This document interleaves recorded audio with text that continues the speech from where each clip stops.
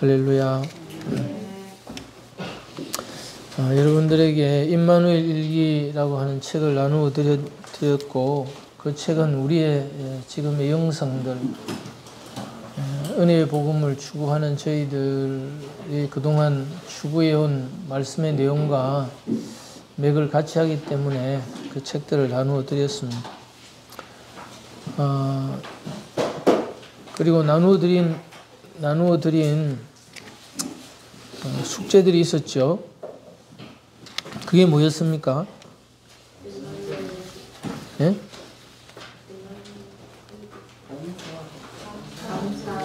감사 기억하기죠. 사람은 근본적으로 추억을 먹고 사는 존재다, 그렇게 말을 합니다. 하나님은 우리가 하나님과 누렸던 아름다운 추억들을 잊지 않고 기억하면서 그것을 우리의 믿음의 하나님과 우리의 관계에 기초를 삼기를 원하십니다. 그래서 우리가 예수님을 만나서 하나님을 알게 되고 내 안에 계신 성령님을 발견하여서 이 삼위일체 하나님과 동행하는 삶을 살게 되는 임마누엘 신앙, 영생의 신앙생활을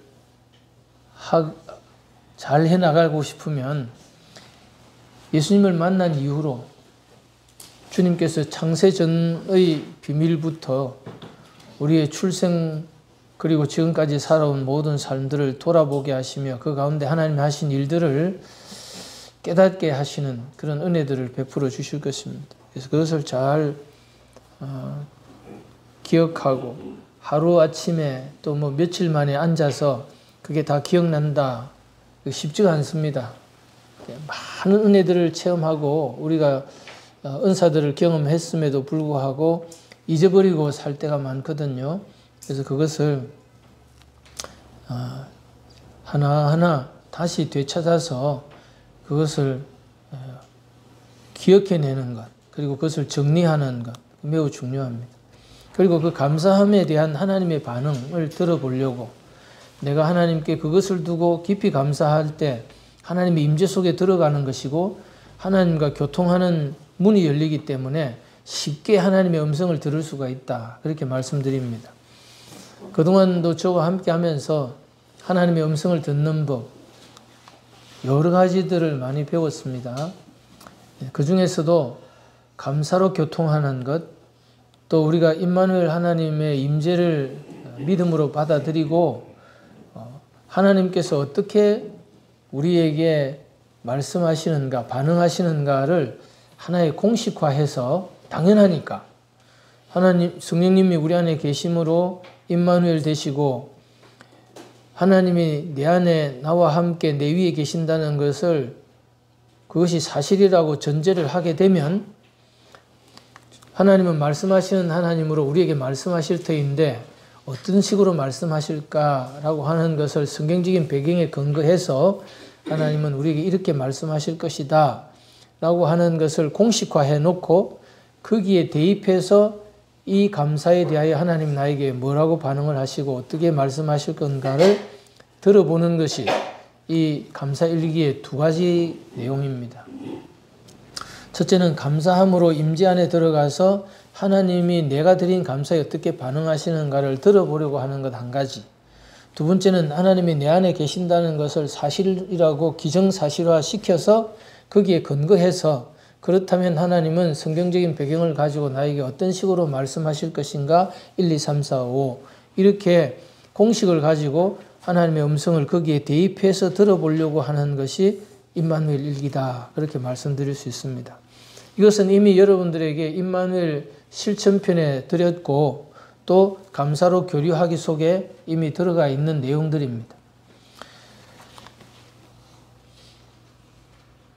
우리가 어떤 한 가지를 하나님이 우리 손에 주시면 그걸 잘 소화하고 내 걸 삼고 또 그동안에 하나님이 주시고 가르치셨던 것들을 다 함께 연결시켜서 그것을 더 발전시키고 심화시키는 것이 중요합니다.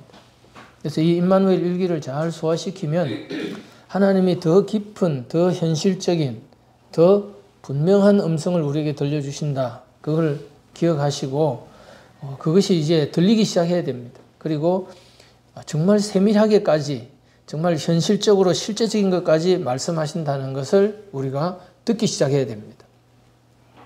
지금쯤은 가능합니다. 왜냐하면 처음에는 제가 여러분들에게 그런 실용적이고 현실적인 질문을 하지 말라고 못하도록 제가 제안을 했고, 하나님 저에게 하시고 싶어, 예수님 저에게 말씀하시고 싶은 것이 무엇입니까? 라고 물었지, 내가 묻고 싶은 걸 묻지 말라고 얘기를 드렸죠.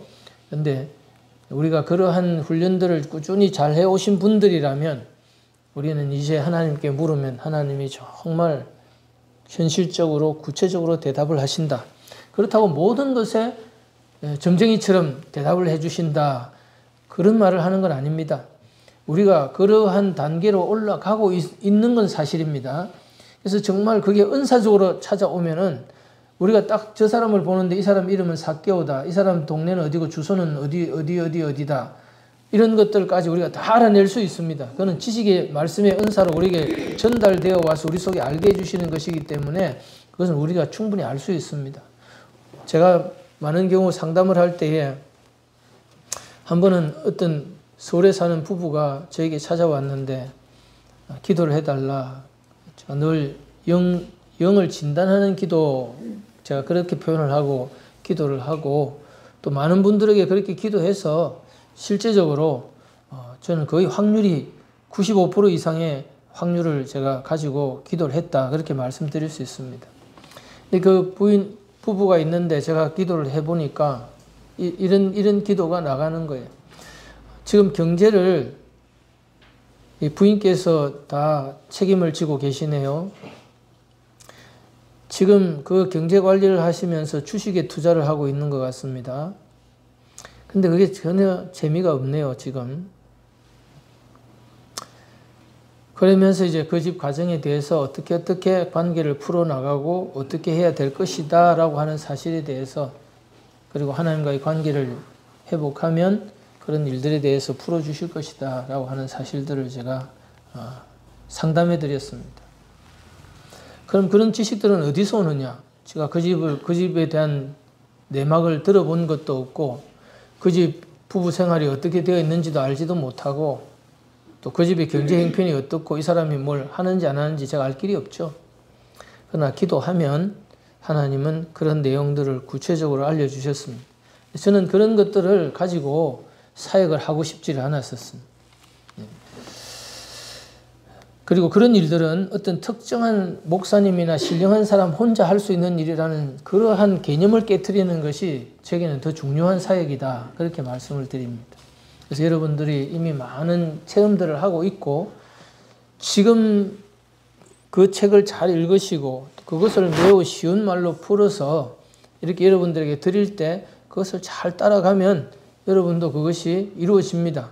그러나 그 과정이라는 게 그렇게 간단하고 그렇게 쉽고, 물론 간단하고 쉬운 체험도 주지만 그 가운데 우리가 정화되어 가는 과정들, 그것을 분별하고 잘라내고 그것을 받아들이고 하는 그러한 실력을 길러나가는 데는 또 많은 과정들이 필요한 겁니다.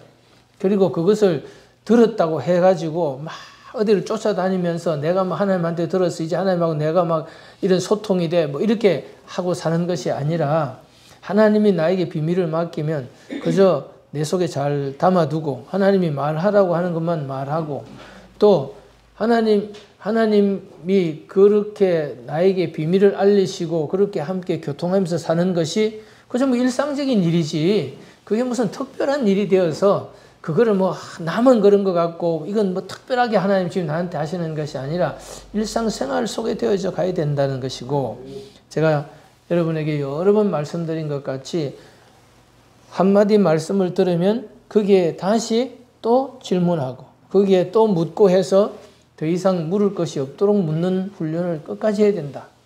이게 자기의 속사람의 실력이 되기 때문에, 그래서 절대로 어떤 신령한 사람, 어떠한 하나님과 어떤 은혜를 깊이 받고 있다는 그런 분들을 아주 특별한 사람으로 만들면은 그 사람은 신앙의 발전이 없습니다. 그 사람이 그 사람 된 것은 무엇 때문이라고 그랬죠? 하나님이 그와 함께하는 것이고, 그렇다면 나는요? 나도 하나님이 함께하는 사람이니까 내가 그 자리에 가는 도구의 하나의 과정으로 쓰는 것이지, 그 사람한테 가서 더 물어보고 그 사람이 나한테 연락하고 그 사람이 나한테 이래라 저래라 신앙을 주장하도록 만든다는 것은, 그것은 하나님을 떠나서 우상 숭배에 빠지는 것입니다. 우리가 이 책을 보면서 하나님하고 이렇게 친밀하게 이렇게 깊은 소통을 누리면서 사는 것이 정상적인 우리의 생활이구나, 우리에게도 그러한 삶이 가능하구나, 이런 것을 받아들이는 게 더 중요합니다. 그 사람에게 내가 뭘 물어보고 그 사람이 나한테 뭘 말해주기를 기대하면 하나님은 저 사람이 너의 하나님이냐 이렇게 물으실 거예요. 이해되십니까? 자, 그래서 이 감사 기억하기를 이렇게 8번까지 하시도록 나눠드렸죠. 이것을 신실하게 해야 됩니다. 신실하게. 한국에 지금은 아직도 현존하고 그건 세상에 공포된 부끄러운 일들이기 때문에 그분들 이름을 제가 말씀드리는 것이고, 그렇지 않은 분들도 여럿 있지만 정말 우리 한국교회에서 유명하고 대형교회의 선두 그룹에 서 있던 분들도 역시 마찬가지입니다. 자기 자식에게 교회를 물려주기 위해서 일어난 일들이라든지 많은 것이 무너졌습니다. 제가 살아있는 동안에 가장 찬란했던 하나님이 쓰셨던 인물들이 가장 부끄러운 모습으로 전락하는 것을 보았습니다. 여러분은 이해가 되십니까? 여러분, 한국교회가 70년대 그 놀라운 부흥과 80년대, 90년대 여기까지 오고 나서 이렇게 몰락하고 이렇게 하나님의 존재가, 임재가 사라지고 메말라질 거라는 생각을 해본 적이 있습니까? 도대체 지금은 교회가 어떠한 명목으로 어떻게 존재하고 있는지를 우리가 알 길이 없는 그러한 상태에 빠져 있습니다. 이 마지막 시대에 만물의 마지막이 가까웠으니 그러므로 너희는 정신을 차리고 깨어 기도하라 그랬습니다. 기도라는 것은 종교적인 의미에서 하면 이렇게 하는 거구나 라고 하는 게 아니라, 남들이 하나님을 찾지 않을 때 너는 하나님을 찾아라. 여러분, 앞으로 지금보다 어마어마하게 어려운 세상이 지금 다가오고 있습니다. 그것도 빠른 속도로 다가오고 있습니다. 어제 뉴스를 보니까 인도네시아에서 식용유, 파업유를 수출을 금지시키기 때문에 전 세계적으로 지금 기름값이, 식용유값이 치솟고 식용유가 품귀 현상이 생기고, 영국 같은 나라도 이제는 식용유만큼은 배급제로 간다. 이미 실시하고 있다고 뉴스에 얘기를 하더라고요. 러시아의 저 대통령이 미쳐가지고 전쟁을 일으키지만 다 예고되어 있던, 성경에는 이미 다 예언되어 있던 내용들입니다. 전쟁이 끝나면 곧 좋아질 것인가? 코로나가 끝나면 좋아질 것인가? 헛된 희망입니다. 세상에 어떠한 것이 좋아질 것 같다, 잠시라도 숨을 돌릴 수 있을 것 같다라고 하는 이 세상에 어떠한 위로도 그것은 거짓된 위로이기 때문에 그것을 버려야 합니다. 기대하지 말아야 됩니다. 앞으로 이 세상에 어떤 것도 기대하지 말아야 됩니다. 단 한 가지, 하나님의 도움만이 초자연적이고 하나님의 전능하신 기적적인 능력의 보호하심만이 우리를 마지막까지 살아갈 수 있도록 도와주실 겁니다. 우리의 자녀, 우리의 가정, 우리의 소유물을 지키는 그 울타리가 든든하게 지켜지도록 이제는 여러분이 여러분 자신의 개인적인 이 전 인생과 운명을 걸고 하나님을 찾아야 될 때가 와 있습니다. 그래서 그저 시시하게 교회를 종교적인 어떤 모습으로 다니거나 형식적인 신앙생활을 하는 사람들에 대해서 그렇게 우리가 너무 애달버할 필요가 없습니다. 하나님 안에서 정말 정신을 차리고 깨어서 그분의 오심을 기다리고 이 마지막을 준비하는 사람이 되어야 되지, 그저 교회나 왔다 갔다 하고 자기가 혼자 예수님을 믿는다 착각하고 지내면 안 된다. 그렇게 말씀을 드립니다. 그러므로 이 감사 기억하기라고 하는 것을 여러분에게 숙제로 드렸을 때 이것을 그냥 넘어가지 마시고 전심전력해서 아침에도 생각해보고 저녁에도 생각해보고 텔레비를 보다가도 생각해보고 생각나면 일어나서 거기에서 기록하고 컴퓨터를 쓰는 사람은 컴퓨터에 가서 계속 그것을 모아나가야 됩니다. 꾸준히 하고 이것이 숙제가 끝났다 이렇게 생각하면 안 됩니다. 그리고 그것이 자기의 재산으로 딱 정리가 완벽하게 되고 나면 언제라도 그것을 가지고 기도하러 들어가야 됩니다. 그것을 가지고 기도하면서 하나님의 음성을 들으려고 소리 없이 내 안에서 말씀하시는 그 음성이 나한테 차근차근히 들리면서 이루어져야 됩니다.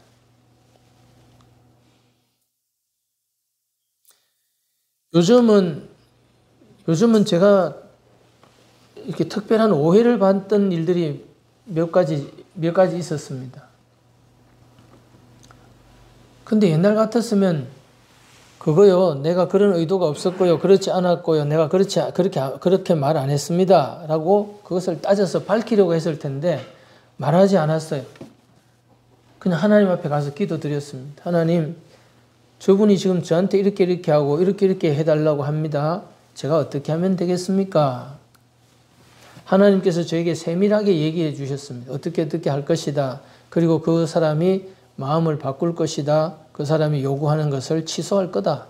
그렇게 얘기해 주셨어요. 그래서 그러려니 하고 끝까지 참았습니다. 그리고 나중에는 그분이 연락이 와서 자기가 그렇게 한 것에 대해서 취소하기로 얘기를 해 주었습니다. 굉장히 어려운 과정이었죠. 힘든 과정이었죠. 하나님이 우리를 지금도 달아보실 수 있습니다. 근데 반대로 얘기를 하면 이렇습니다.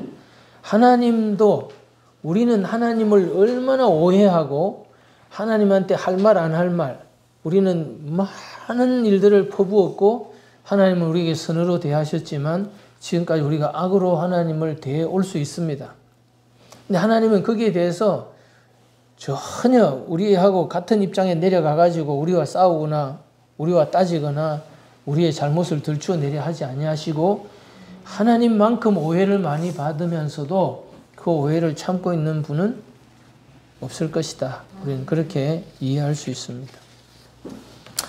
자, 오늘은 우리가 찬양과 경배에 대해서 말씀을 드립니다.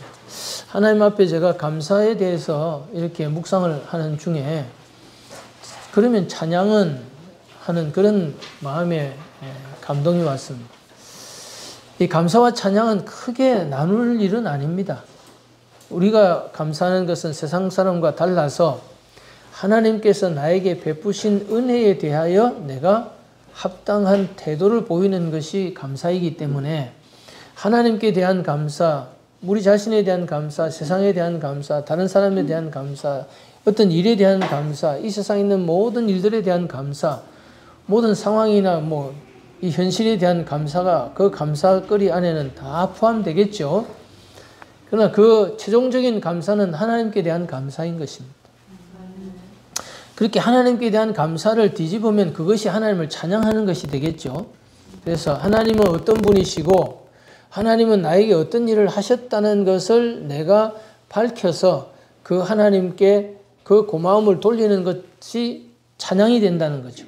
그래서 이 감사와 찬양은 함께 연결되어 있고 앞면과 뒷면과 같은 것이기 때문에 이러한 마음이 하나님이 어떠하시다는 것을 우리가 알고 하나님이 어떠한 일들을 우리를 위해서 해주셨는지를 내가 깨달아서 그것을 두고 하나님이 그러하신 분이며 그러한 고마운 일을 해주셨다는 것을 가지고 하나님을 높이며 하나님께 감사하는 것이 하나님을 찬양하는 것이고 그 하나님의 어떠하심을 우리가 인정하여 드리는 것이 그 기초를 할 때 예배가 되는 겁니다. 그래서 진정한 찬양이나 진정한 예배는 하나님에 대한 지식을 갖고 하나님이 어떤 분이라는 걸 알고 하나님이 어떤 일을 해주셨다는 것을 알고 그분에 대한 사랑과 감사와 존경심을 가지고 있을 때 찬양과 예배가 생명을 얻는다는 것입니다. 그러한 마음이 내 마음에 안 차 있는데 이 노래를 아무리 부르려고 그러면 노래가 주는 즐거움이나 음악이 나에게 주는 무슨 맛을 느끼기는 할 수 있을지 모르지만은 하나님께 대한 나의 감동을 불러일으킬 수는 없는 것입니다. 그래서 찬양과 예배를, 경배를 드리기 전에 이미 우리는 하나님께 대한 우리의 어떠한 마음의 태도가 우리 안에 준비되어 있어야 된다. 그렇게 말씀드릴 수 있습니다. 자, 그래서 우리가 하나님과의 교통함을 나누고 믿음이라고 하는 것에 대한 비밀을 깨달으려고 하면 하나님을 아는 것이 매우 중요하죠. 하나님을 아는 것에 대해서 우리가 많은 시간들을 함께 나누었습니다. 오늘도 이제 그런 부분들을 좀 나누고 싶은데요. 이번 주에는 형제랑 볶국을 하나 사 먹고 아주 맛있게 먹었습니다. 그러면서 이제 서로 자기 얘기를 하는데 이제 건강 문제를 가지고 얘기를 하면서 참 이해가 안 되는 거죠. 하나님 우리에게 병들을 치료해 주시고 기적적으로 하나님 능력을 보여주셨던 일들이 많이 있는데 어떤 일들은, 어떤 문제는, 어떤 병은 여러 번 기도하고 하나님 앞에 구하여도 안 고쳐주고 안 해결되고 여전하다는 말이죠. 정말 이해가 안 된다는 겁니다. 하나님의 모든 이러한 일들은 만병통치와 같아서 모든 일들이 다 그 안에서 해결되어지고 치료되어지고 회복되어지고 풀어지는 것이 정답인데 이상하게 정답대로 안 된다는 겁니다. 그것이 이해가 안 되는 거죠.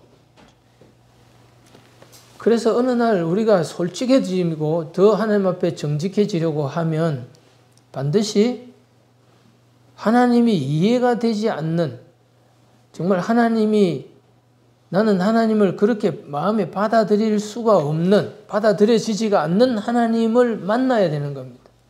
그러한 단계가 온다는 거죠. 참 나는 하나님이 이해가 안 된다. 참 하나님이 내 마음에 안 든다. 지금 우리가 이 성경은 이렇게 표현합니다. 오늘 우리가 잠시 후에 보게 될 그 원고 속에는 이렇게 말을 합니다. 너희가 하나님과 다툰다. 하나님과 다투고 있는 거예요. 싸우고 있는 거예요. 따지고 있는 거예요. 하나님한테 내가 마음이 좋지가 않은 겁니다. 불편한 겁니다. 왜 그렇습니까? 하나님이 나에게 이렇게 하셨는데 어떻게 하나님 나한테 이렇게 할 수 있느냐 하는 일들이 나에게 실제로 많이 있기 때문입니다. 나는 하나님한테 이렇게 했는데 하나님 나한테 왜 그렇게 하세요? 하나님 다른 사람한테는 저렇게 해주시면서 왜 나한테는 그렇게 해주시 않습니까?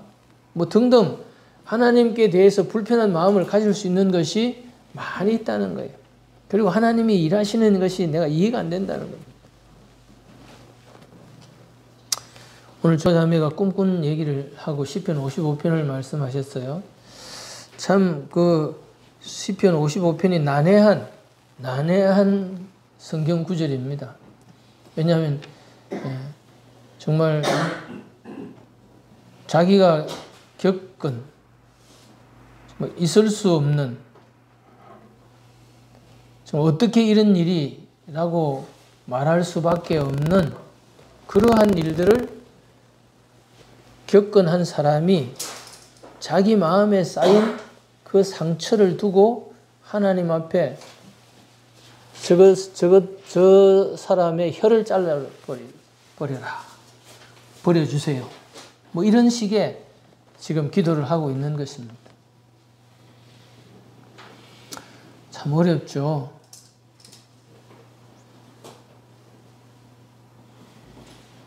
그러한 일들도 우리가 살아가면서 신앙생활을 해 나가는데 한 번쯤은 통과해야 될 과정이, 우리가 이 세상을 떠나서 저 천국이라는 곳까지 가는 도중에 우리가 살아가면서 별 일들을 다 겪지만 그런 일도 우리가 통과해야 될 하나의 뭐라고요? 과정이라는 거예요. 과정. 그때 우리가 배워야 될 기도가 있죠. 그때는 어떤 기도를 우리가 배웠습니까?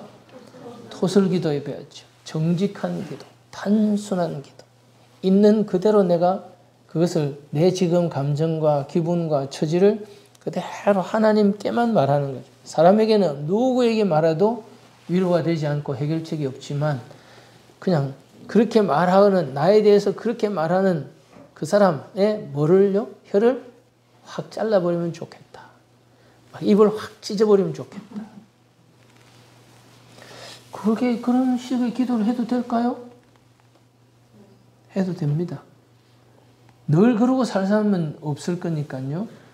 그런 일을 겪는 날이 온다면 그런 기도도 가능합니다. 또 그렇게 해야만 살아남을 수 있습니다. 그것을 성경은 너희는 시시로 그 앞에 너희 마음을 토하라 그랬습니다. 토해낸다는 것은 뭐 보기 좋고 아름답고 냄새가 향기로운 그런 게 아닙니다. 가장 추하고 그리고 내 내면에 있는 모든 그런 추한 것들이 다 터져 나오는, 그럴 수밖에 없는 기가 막힌 일들이 우리에게 찾아오기 때문에 하나님은 우리에게 대수술을 하려는 거죠. 큰 수술을 하실 때 그것을 통과하는 비결이 토설기도다. 자, 우리 오늘 그 본문 말씀 세 곳 같이 읽겠습니다. 1페이지 읽습니다. 오라 우리가 여호와께로 돌아가자. 여호와께서 우리를 찢으셨으나 도로 낫게 하실 것이요 우리를 치셨으나 싸매어 주실 것임이라. 여호와께서 이틀 후에 우리를 살리시며 셋째 날에 우리를 일으키시리니 우리가 그의 앞에서 살리라. 그러므로 우리가 여호와를 알자. 힘써 여호와를 알자. 그의 나타나시면 새벽빛같이 어김없나니 비와 같이 땅을 적시는 늦은 비와 같이 우리에게 임하시리라 하니라. 에브라임아 내가 네게 어떻게 하랴. 유다야 내가 네게 어떻게 하랴. 너희의 인애가 아침 구름이나 시 없어지는 이슬 같도다. 그러므로 내가 선지자들로 그들을 치고 내 입의 말로 그들을 죽였노니 내 심판은 빛처럼 나오느니라.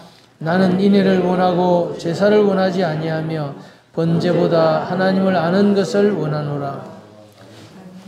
우리 주 예수 그리스도의 하나님 영광의 아버지께서 지혜와 계시의 영을 너희에게 주사 하나님을 알게 하시고 너희 마음의 눈을 밝히사 그의 부르심의 소망이 무엇이며 성도 안에서 그 기업의 영광의 풍성함이 무엇이며 그의 힘의 위력으로 역사하심을 따라 믿는 우리에게 베푸신 능력의 지극히 크심이 어떤 것을 너희로 알게 하시기를 구하노라.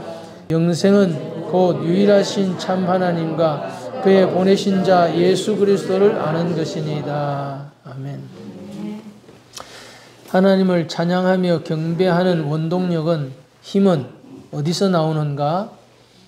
하나님께 대한 경외심과 사랑에서 나온다. 하나님을 경외하는 사람은 하나님을 찬양하며 하나님을 경배하고 하나님을 순종하며 하나님을 섬긴다. 하나님을 향한 경외심이라는 것은 하나님을 바로 알 때에 우리 안에 저절로 나타나는 마음의 반응이다. 하나님을 향한 태도를 말한다. 경외하는 지도자 동지 경외 안 할 수 없죠. 경외 안 했다가는 막 죽지 그지. 지가 어떻게 제대로 살겠습니까? 그 존재가 어떠한 존재인지를 알기 때문에 당연히 경외하는 겁니다. 그 북한의 사회를 보면은 집에 있는 김일성 사진부터 시작해서 김정일 사진, 이런 사진들이, 국가 지도자의 사진이 그 집에 들어갈 때 제일 먼저 들어가고 그 지도자의 사진을 보면서 감사하고 먹고 마시고 자고 자식을 만들고 낳고 모든 일이 그 아래에서 이루어집니다. 그 사진 한 장을 만일에 훼손하거나 거기에 문제가 생기면 그 가문은 죽음입니다. 그러한 존재를 두고 어떻게 경외하지 않겠습니까? 그는 북한의 최고의 지존입니다. 사람도 사람을 하나 그렇게 높여놓으면 두려워하지 않을 수 없고 존경하지 않을 수 없고 그 앞에 굴복하지 않을 수 없습니다. 근데 하나님이라고 하는 분을 두고 우리가 진정 그렇게 경외하는, 존경하는 마음을 가지고 있을까? 그것이 없다면 그것이 된 만큼 찬양이 되고 그것이 된 만큼 예배가 되는 겁니다. 여러분은 어떻습니까? 예수가 말이야, 예수는요 하고 예수 이렇게 말하는 거하고, 예수님께서는요, 예수님은 말씀이죠, 예수님은 우리를 하고 예수의 님자를 부르는 거하고 예수를 님자를 빼고 예수 부르는 거하고 차이를 못 느끼십니까? 우리 교회 안에 미국 사람은 그 말 자체에 그분의 뉘앙스 속에서 존칭인지 아니면 그냥 평범한 말인지가 다 분간이 됩니다. 그러나 한국 사람은 반드시 뒤에 존칭을 넣느냐 안 넣느냐의 차이가 뚜렷하게 드러나는 말을 쓰고 있어요. 근데 예수를 보고 예수라고 말한다? 예수님이라고 하는 것과 예수라고 하는 말의 어감 차이를 못 느끼면 안 됩니다. 하나님의 이름을 망령되이 부르면 안 된다는 거예요. 그럼 망령됐다는 말은 치매에 걸려서 노망이 났다는 거거든요. 제정신이 아니라는 겁니다. 그렇게 해도 되는 게 있고 하면 안 되는 게 있는데 그게 분간이 안 가니까 그 사람 이미 제정신이 아닌 거죠. 하나님을 알면은 하나님께 대해서 당연히 합당한 태도가 나오게 됩니다. 그것을 뭐라고 부르느냐? 경외한다 이렇게 말을 합니다. 그래서 성경은 하나님을 경외하라, 신약에서도 하나님을 경외하라 이러한 말들을 많이 하고 있어요. 근데 우리는 하나님을 참 우습게 여겨요. 왜 하나님을 우습게 여기느냐? 하나님을 몰라서 그래요. 내가 왜 하나님을 몰라? 예수님도 알고 예수님을 내가 만났고 예수님의 아버지도 알고 성령님도 내가 알고 다 아는데, 그러나 진정으로 안다면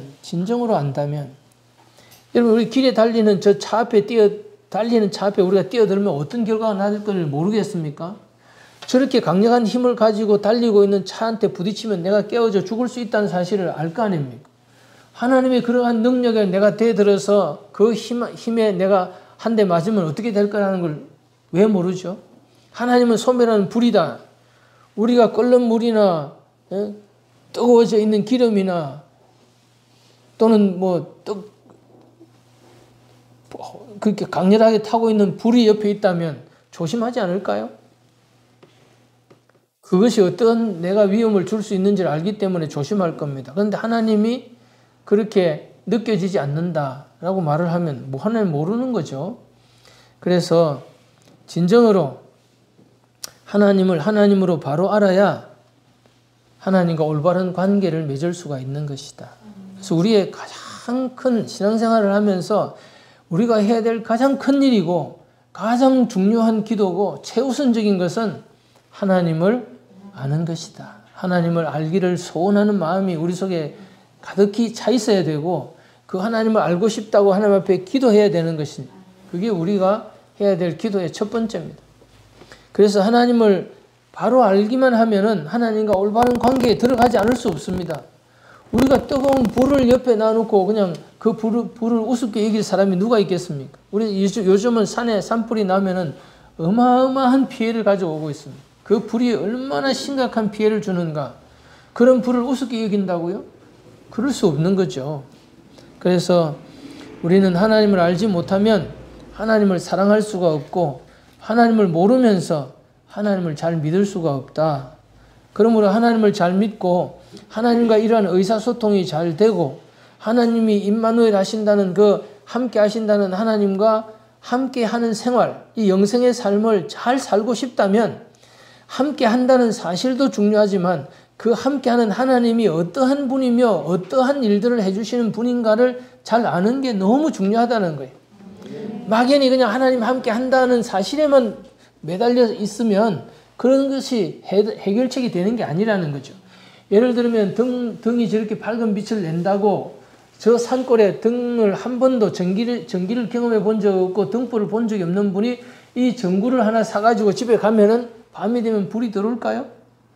이건 불이 들어올 수 있습니다. 그러나 불이 들어오려 하면 전기가 그 집에 들어와야 되고 이 전기를 사용할 수 있는 기구가 같이 연결이 되어야 그것을 사용할 수 있는 거 아니겠습니까?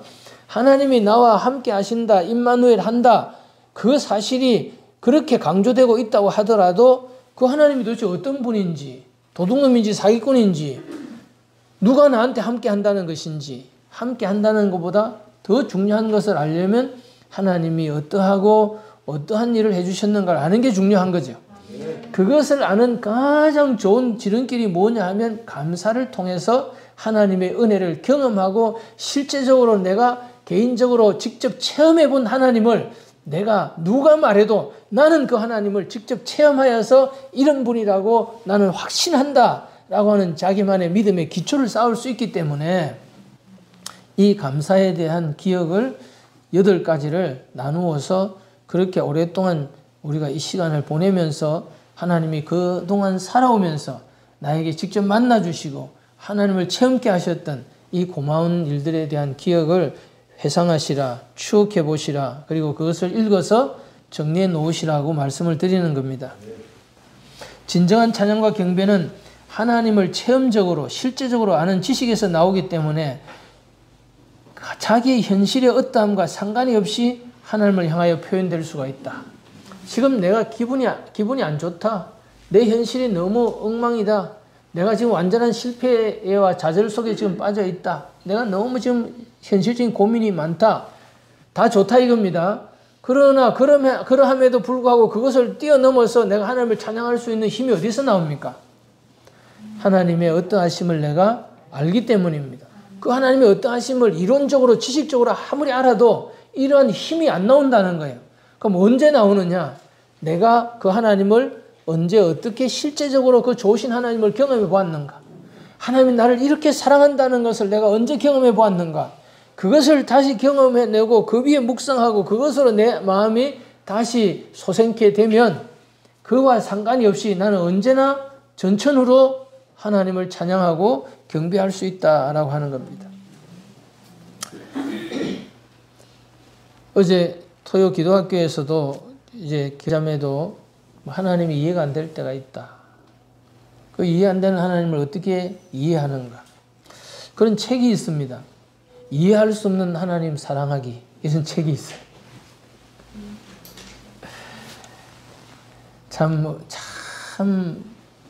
그 책을 다 안 읽어봐서 제가 모릅니다. 내용을. 그러나 제목만 한 번 읽고 평생 안 잊어질 제목이 되었어요. 이해 안 되는 하나님을 어떻게 사랑할 수 있겠어요? 정말 이해가 안 되는 거예요. 지난주인가 지지난주인가 우리 딸내미 때문에, 제 막내딸 때문에 속이 너무 상했어요. 그래서 막 화가 막 이만큼 올라오길래 하나님 앞에 기도했어요. 그때 하나님이 저에게 이렇게 얘기를 하시더라고요. 오래 참는 것이 사랑이다. 그렇게 많이 제가 참고 그렇게 제가 많이 봐주고 있는데 그래도 또 참아야 된다고요. 하나님은 한마디 하셨어요. 그 한마디에 제 마음이 다 풀리더라고요. 그렇지 뭐 오래 참는 게 사랑이죠. 제가 점점점 늙어가는가 봐요. 이제 갈 때가 다 돼가는가 봐요. 그렇지 않고 사람이 이렇게 변할 리가 없죠. 사람이 변하면 죽을 때가 가까웠다는데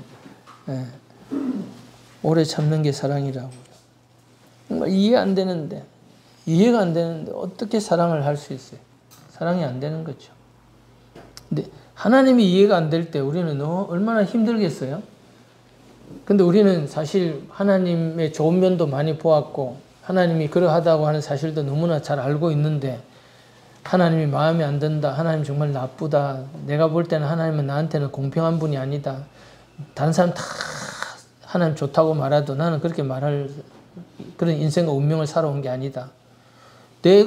남들 다 저렇게 사는데 나한테 이런 일이 일어나게 하는데 하나님이 뭐 좋다고 할 수 있겠나? 나는 정말 마음에 안 든다. 하나님 하는 게. 뭐 그렇게 할 수 있는 일들이 살다 보면은 있을 수 있는 게 인생이라는 거예요.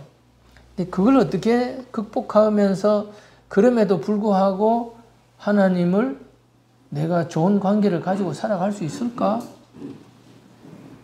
참 어려운 것 같아요. 그러한 것이 만일에 우리 앞에 해결이 안 된 상태에서 갇혀 있으면 10년이 가고 20년이 가도 바깥으로는 내가 교회 생활하고 뭐 하나님 말씀을 받고 은혜도 받고 할 수 있지만 속으로는요, 하나님이 용서가 안 돼요. 하나님이 이해가 안 돼요. 그리고 하나님과 늘 싸우고 있어요. 무슨 말인지 이해됩니까? 제가 1985년도에 예수전도단에서 하는 제자훈련학교라고 하는 5개월 훈련 과정을 제가 들어갔습니다. 그때 그 선교사님이 오셔가지고 하나님에 대해서 말씀을 증거하고 하나님의 사랑에 대한 주제로 말씀을 막 증거하고 통성기도에 들어갔어요. 그 순간에 제가 정신을 잃었어요. 사람은 의식이 있고 무의식이 있는데요. 어떤 한 순간에 이것이 탁 열려버리면 무의식이 우리 속에 올라올 수 있습니다. 그 무의식 속에 무엇이 들어있는지 자기도 모르고 살 수가 있어요. 기도가 다 끝나가고 이제 조용해져 가고 있는데 나 혼자 막 하나님을 대해서 욕을 하고 있는 거예요. 어떻게 하고 있느냐? 눈을 감고 주먹을 쥐고 하늘을 향해서 막 험한 말을 하고 있는 거예요. 내 주변에 있던 사람들이 다 놀랬죠. 정말 믿음이 좋은 것 같고 하나님을 뜨겁게 사랑하는 것 같고 멀쩡해 보였던 사람이 갑자기 막 이상한 발작을 하면서 하나님에 대해서 욕을 하고 있으니까, 그죠? 뭐 귀신이 들려도 아주 심한 귀신이 지금 들린 상태가 된 거죠. 하나님한테 주먹을 쥐고 욕을 하고 막. 그래서 형제들이 들러붙고 뭐 자매가 들러붙어서 막 그렇게 하지 말라고 주먹을 펴라고 의식이 돌아오니까. 쉽게 말하면 하나님 당신 내 때려 죽이고 싶어. 오랜 세월이 지난 다음에도 그것은 그렇게 쉽게 다 풀어지고 치료되고 해결되는 게 아니더라고요. 평생을 가면서 풀어가고 해결되어 가는 겁니다. 우리는 인생을 살면은 누군가가 내가 절벽에 서 있는데 아무 이유 없이 누가 나를 뒤에서 떠밀어 가지고 절벽 밑에 떨어져서 나와 내 인생이 완전 박살이 난 것 같은 그런 일을 경험합니다. 어째 내한테 이런 일이? 라고 하는 사건이 일어난다는 거예요. 그래서 이것을 십자가의 성요한은 영혼의 어두운 밤이라 이렇게 말을 했습니다. 근데 이사야 선지자에 보면 이사야 선지자는 흑암의 보화. 이 캄캄한 밤에 우리가 건져가는 뭐가 있다고요? 보물이 있다는 거예요, 그 속에. 자, 그런 거 없었으면 딱 좋겠어요. 정말 욕 나와요. 그런 얘기를 하면은 그런 흑암의 보화 이러면서 그런 거를 막 우리에게 얘기를 하고 있으면은 니나 해라, 니나. 그리 좋으면 니나 해라. 나는 그런 거 안 겪고 그냥 좀 갔으면 좋겠다. 많이 못다 아이가. 지금까지 살아온 건 험하게 안 살아봐서 그런 얘기 지금 또 하냐.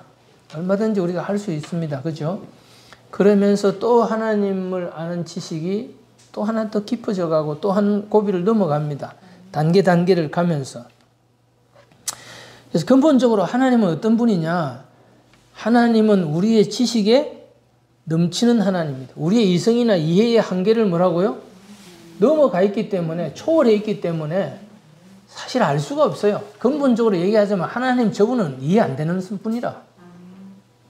그러니까 하나님을 내가 다 이해하려고 들면은 우리는 깨지고 죽는 겁니다.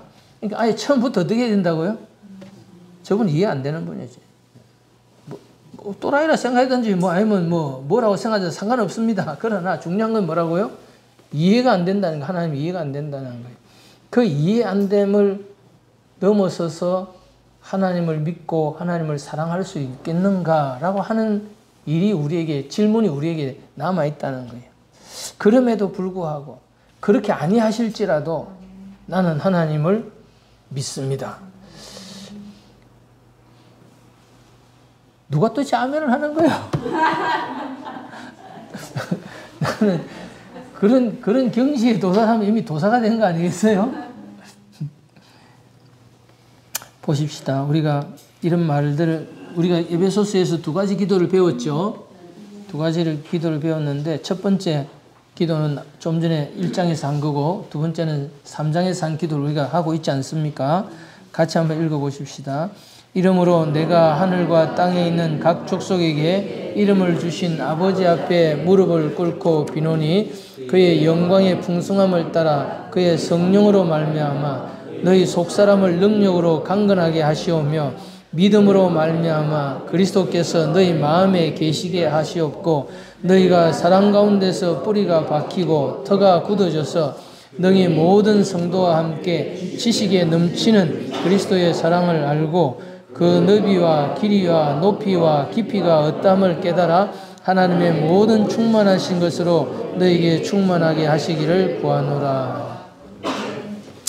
지식에 넘친다. 지식에 넘친다. 우리 머리로는 다 알 수가 없다. 주님은 우리 머릿속에 다 들어오지 않는다. 이런 말이죠. 그죠? 하나님이 최근에 제 마음에 있는 여러 가지 갈등과 고민 속에서 이 말씀을 깨닫게 해주셨어요. 이 말씀을 알아가도록 도와주셨습니다. 그래서 이 말씀뿐만 아니라 하나님은 자기를 위해서 일을 한다. 하나님은 자기의 이름을 위해서 한다. 도대체 그 말이 이해가 되나?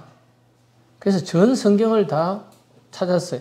그리고 제가 그 혼자 앉아서 공부를 하는 거예요. 그래서 설교를 하겠다, 뭐 누구한테 전하겠다 이런 내용이 아니고 하나님과 저 사이에 풀어야 되고 해결해야 될 일들을 두고 하나님 안에서 제가 말씀을 더 공부하는 겁니다. 하나님이 그럴 때 지금까지 이 수십 년 동안 제가 닫아놓고 있었던 또 다른 영역의 말씀들을 열어주시기 시작하는 거죠. 오늘 우리가 함께 나누는 이 설교 원고도 그 중에 하나입니다.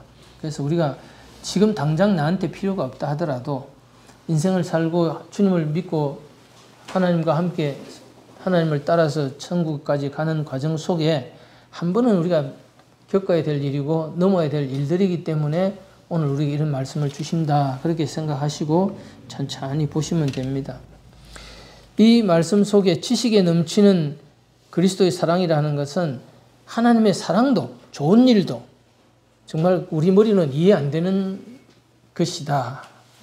정말 사람의 생각으로는 어떻게 하나님이 이런 일을 하실 수가 있지? 어떻게 이렇게까지 해주실 수가 있을까?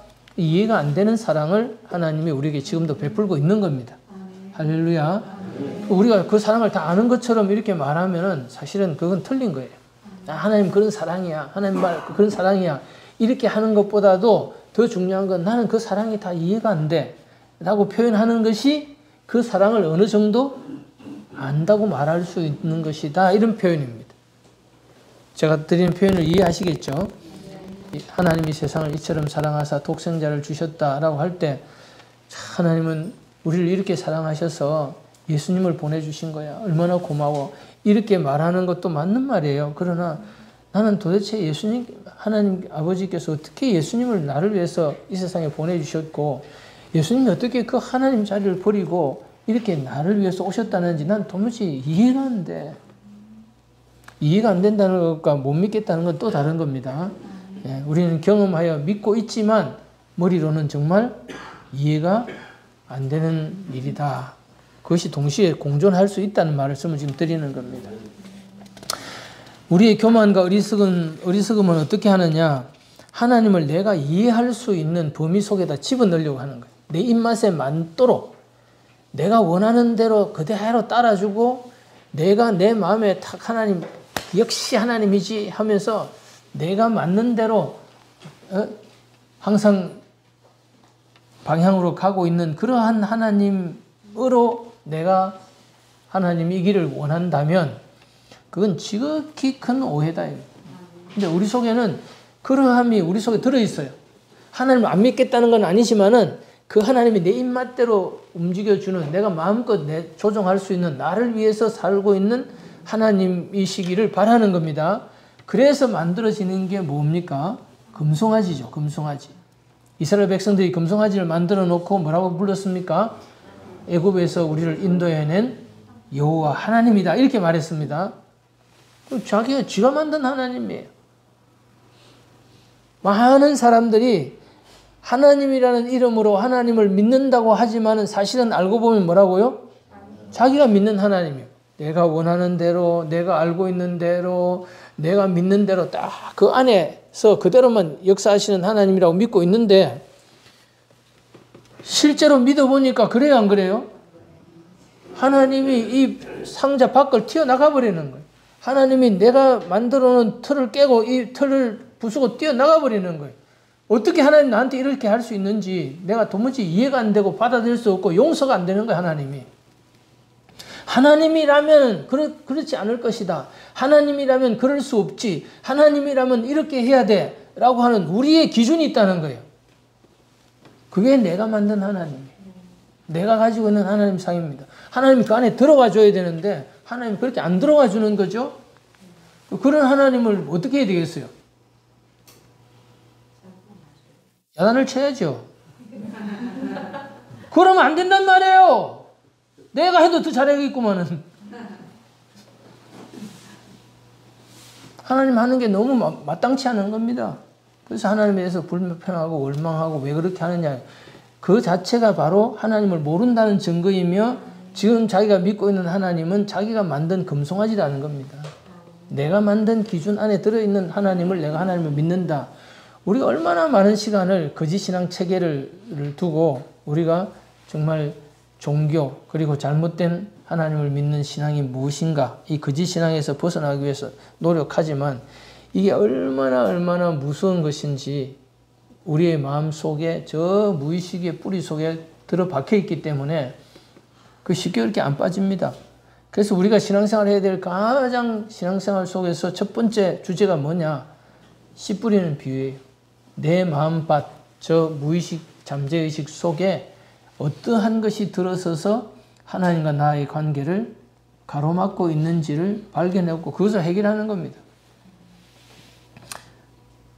하나님 잘 안 믿으십니다. 하나님과의 관계가 불편합니다. 왜 그렇습니까?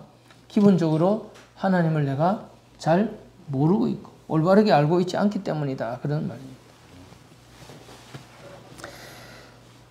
우리의 가장 마음이 상할 때가 어떤 때냐? 하나님의 말씀대로 믿었고 하나님의 약속대로 믿었고 하나님의 약속의 말씀대로 기도했지만 뭐가 안 될 때요? 응답이 안 될 때. 근데 알고 보면 우리가 하나님을 뭐라고요? 내가 원하는 대로 부리려고 하고 있다는 거예요. 자, 두 가지입니다. 신앙생활은. 제가 자주 반복하지요. 우리의 신앙은 딱 두 가지 스타일이 있다고 그래요. 두 가지 방식이 있다고 그랬습니다. 하나는 승리자와 성공자이고 하나는 뭐라고 했습니까? 순교자라고 그랬죠. 순교자.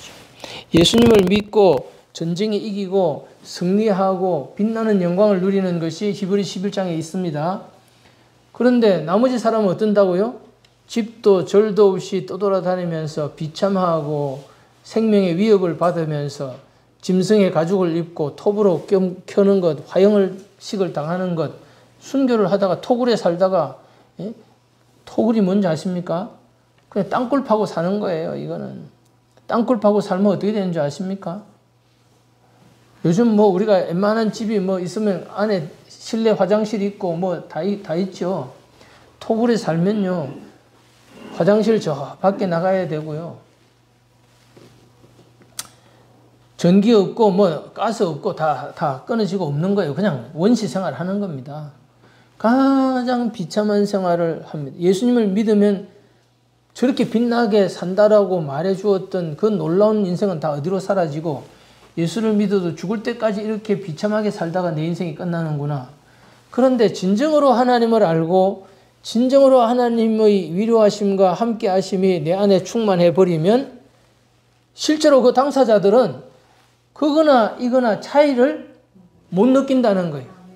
얼음 위에서 얼려 죽여도 웃으면서 찬양하면서 죽고 기름을 발라서 불에 태워 죽어도 찬양을 하고 노래를 부르면서 죽고 얼굴이 해같이 빛나서 돌에 맞아 죽어도 축복을 하면서 죽고 이게 말이 안 되는 거예요.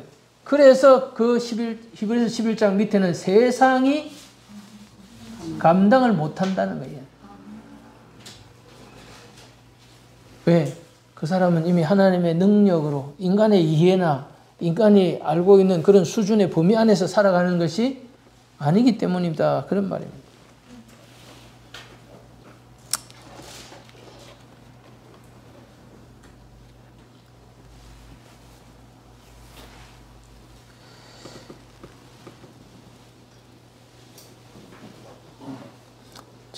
이 페이지 중간에 보시면 그런 말이 있죠. 자기가 가진 모든 신앙 지식과 자기가 배운 모든 지식과 자기가 경험한 모든 경험을 다 동원하고 자기가 참조하고 물어볼 수 있는 모든 정보원들을 다 동원해도 풀어지지 않는 문제를 경험하게 된다. 이런 말을 어디서 적었을까요? 네? 베인스 경제 어디서 이걸 인용해갖고 적었을 것 같아요? 어디인지 지금 설교 온 거예요? 어디인지 지금 모르는 거예요? 중간에 위에 큰, 예? 뭐라고요? 중간에 내려다 보면 크게 넓은 공백이 있는 데가 있어요. 그 위에 게 그 말이에요. 예? 어디서 이 말을 적었겠어요? 예? 경험 속에서 하는 거예요. 내가 이렇게 경험을 해봐서 하는 거예요. 제 경험을 지금 여기다 적어 놓고 있는 거예요. 하나님의 마음이 기가 막힌 웅덩이라는 것이 살다 보면 자기가 빠져보면 알아요. 기가 막힌 웅덩이 도대체 어떻게 사람이 살다 보면 이런 일이 일어날 수가 있지라고 하는 일들이 있을 수 있다는 거예요. 누가 알겠어요? 누가 우리 마음을 알겠어요? 누가 우리를 이해해 줄 수 있겠어요? 오롯이 자기 혼자 그 고통을 그 아픔을 짊어지고 그 시간을 통과하는 거죠. 하나님의 마음이 얼마나 넓은지 그 넓이를 측량할 수 있습니까? 한번 같이 읽읍시다. 여기 하나님의 마음이 얼마나 넓은지 그 넓이를 측량할 수 있는가? 하나님께서 창조하신 것들을 보면 인간의 이해로는 다 알 수가 없다는 것을 알게 될 것이다. 영원하신 하나님보다 먼저 있었던 자가 있었나? 하나님의 능력이 얼마나 큰지 아는가? 하나님은 하나님께서 창조하신 모든 것들을 다 아시며 다 유지 관리하고 계신다. 지구가 공중에 매달려 있으면서 자전하고 동시에 공전한다는 사실이 어느 정도 놀랍게 느껴지는가? 그것이 이해가 된다고 말할 수 있는가? 하나님의 신비함의 길이를 다 알 수 있다는 것인가? 하나님의 위엄이 얼마나 높은지 경험해 본 적이 있는가? 하나님보다 더 높은 존재는 없다. 그러므로 하나님은 누군가의 허락을 받으실 필요가 없다. 하나님만이 최고의 통치자다. 하나님이 얼마나 높으신지는 하나님만이 아신다. 모든 존재, 모든 권세가 하나님께 복종해야 한다. 하나님의 지혜가 얼마나 깊은지 그 깊이를 알 수 있는가? 하나님은 모든 것을 아신다. 모든 것을 동시에 보신다. 모든 말들을 동시에 들으신다. 동시에 어디든지 계실 수 있다. 성령님은 모든 성도들 안에 개인적으로 직접 함께 계신다. 수가 있습니까? 이 세상에 있는 지구 하나를 우리가 다 알 수 있습니까? 사람의 몸 하나를 우리가 다 알고 다 고칠 수 있습니까? 연구가 끝났습니까? 사람 하나를 두고도 사람 하나를 다 알지 못하는 게 사람의 신비고 사람이 크나큰 우주보다 더 신비합니다. 근데 이 우주는 얼마나 더 큽니까? 근데 그 영원한 전에는 도대체 하나님보다 먼저 있었던 존재가 없는데 그 하나님을 어떻게 이해해야 됩니까?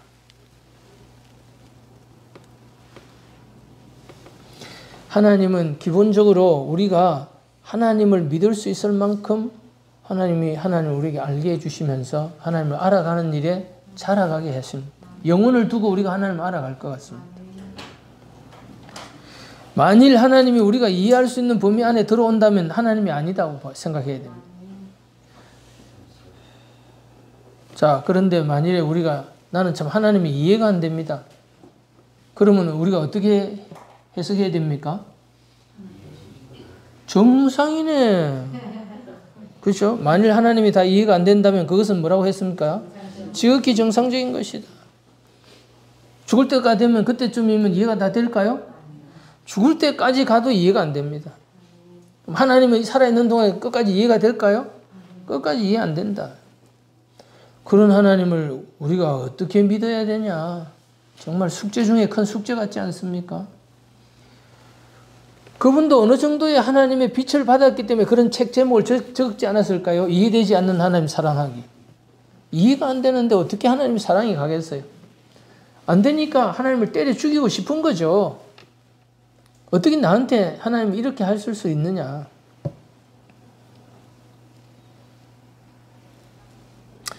제가 안식년을 가지면서 천주교도 하나님이 인도해 주셔서 천주교에 계신 분들하고도 만나고 교제를 해보았습니다.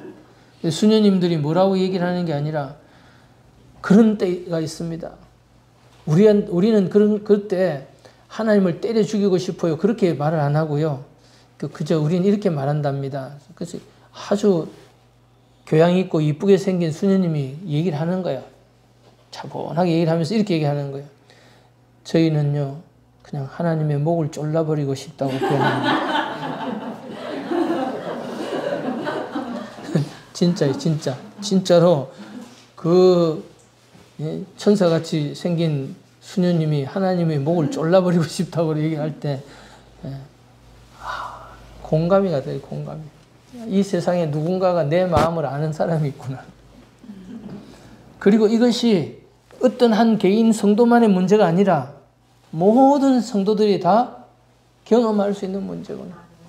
하나님이 내 마음에 안 들어와지고 하나님이 내 머릿속에 이해가 안 되고 하나님이 내 입맛대로 움직여주지 않는 게 너무 고통스럽다. 이 하나님을 계속 믿어야 되나? 말아야 되나? 갈등이 생길 수 있지 않겠어요? 질문 하나. 네, 질문해. 그 역사적으로 이스라엘 백성이 선지자들을 돌로 치고 하나님이 말씀을 보내신 걸 받아들이지 못했는데 지금 우리가 느끼는 그런 것과 비슷한 건가요? 당연하죠, 당연하죠. 예수님이 와서 설교를 우리가 보면 예수님이 초기 사역에 대해서 누가 보면 나오잖아요, 사장에. 처음에 예수님이 뭐 설교한 게 인기가 있고 칭송을 했어요. 근데 한 번은 자기가 나신 곳 나사렛에 가서 설교를 하고 그 사람들이 그렇게 살았다고 얘기를 하니까 어떻게 해요? 예수님을 끌고 가서 절벽 끝에 끌고 가서 죽이려고 했어요. 이런 놈은 죽여버려야 된다. 예수님이 직접 와서 얘기한다고 사람들이 감동받고 은혜 받지 않습니다.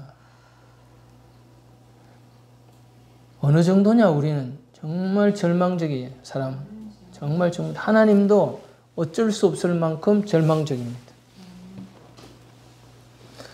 얘기한다고 때려 죽이죠. 그래서 얘기를 하잖아요. 그렇게 많은 성도들을 보냈는데 그들을 때려 죽이더니 마지막으로 그 포도원 주인이 내 아들을 보내면 들을까 해서 아들을 보냈더니 그 아들마저 때려 죽이더라. 그게 성경에서 우리에게 하는 얘기입니다. 그러니까 우리가 얼마나 대단한 사람인지를 아셔야 되죠. 하나님 머리의 꼭대기에 앉아 있어요. 제가 자주 질문하잖아요. 여러분이 높습니까? 하나님이 높습니까? 당연하죠. 당연히. 그런데 아직도 누군가가 하나님이 높으시죠. 이러면 그거는 정말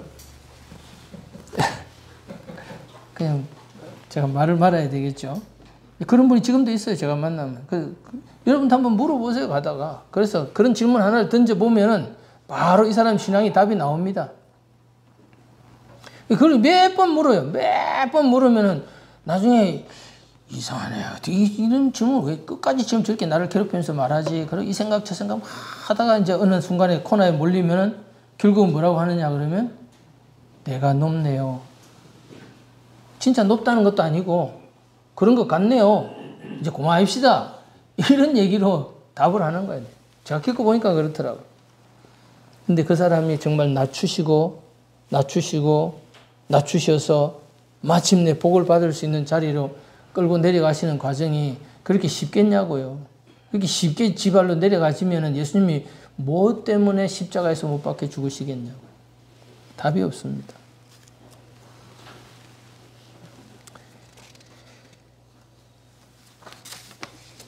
자, 3페이지에 넘어가셔서